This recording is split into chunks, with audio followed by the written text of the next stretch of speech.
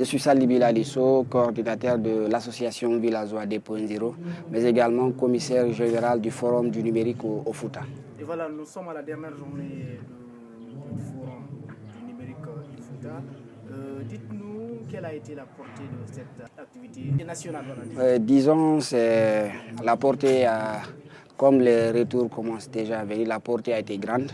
Et l'objectif que nous nous sommes fixés véritablement, c'est d'animer l'intérieur du pays, d'animer nos territoires au niveau local. Parce que nous avons compris que toutes les cérémonies sont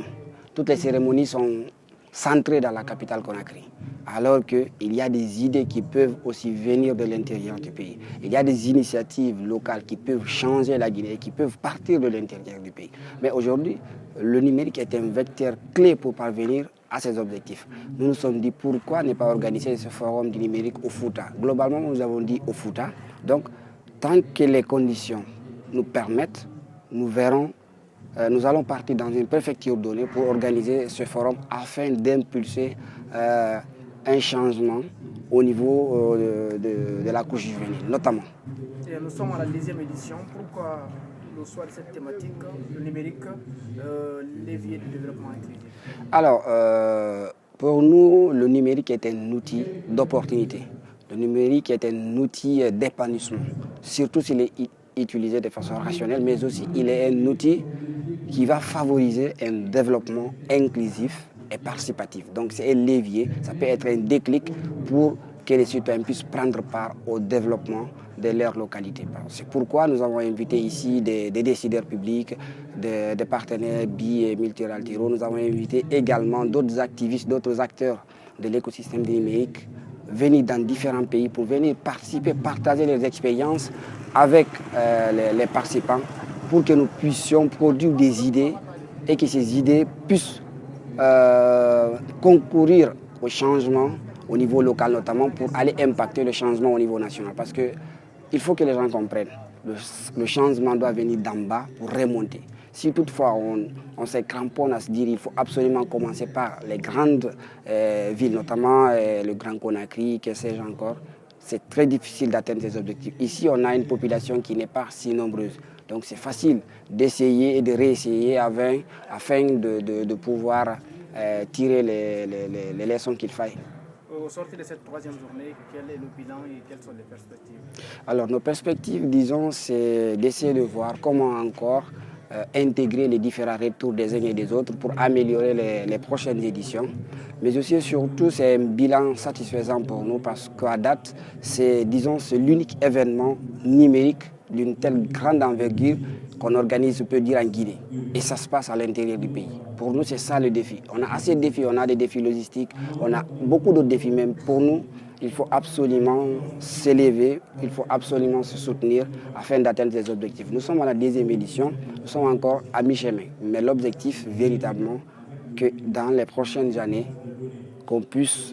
que ce forum puisse être un modèle pour beaucoup d'autres jeunes dans leurs différentes localités afin qu'ils dupliquent la même initiative parce que nous sommes ouverts à partager nos stratégies afin qu'eux aussi ils puissent organiser la même chose peut-être différemment, quelque chose encore. Mais il faut absolument que les jeunes de l'intérieur du pays s'activent. Nous le faisons pour susciter en fait un réveil ou un éveil de conscience de la part de nos amis.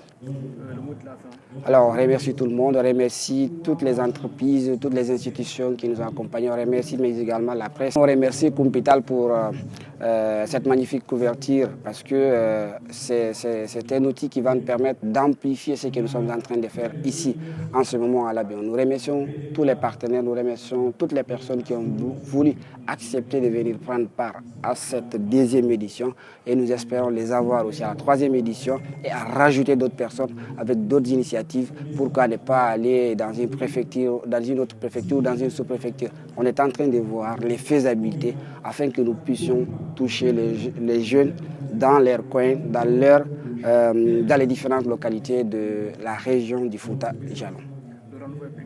Disons le rendez-vous, ce sera au mois de mars 2023, ce sera du 9, 10, 11 mars. Mais on n'a pas déterminé d'abord l'endroit parce que nous sommes en train de voir, ce n'est pas qu'à l'Abidjan. Parce que lorsqu'on dit forum du numérique au Fouta, il le Fouta est grand. Donc il faut étudier les autres villes. Est-ce que c'est possible d'y organiser ce genre d'événement? Comment il faudrait procéder pour la logistique, pour le déplacement des gens? Est-ce que pour la nourriture, tout ce qui s'ensuit, tout ce qui rentre dans l'organisation, il faut étudier tout ça avant de donner une date. D'habitude, on dit, voilà, la première édition, on dit deuxième édition à la veille. Mais cette fois-ci, on ne donnera que des dates. Pour la troisième édition, nous sommes en train véritablement d'identifier les préfectures. Si les gens qui nous regardent ont dans leur localité des endroits qui peuvent accueillir ce genre d'événements, ils peuvent nous faire parvenir et nous, on va essayer d'y aller pour analyser, voir les faisabilités et puis pourquoi ne pas y organiser cela, même si c'est dans une sous-préfecture.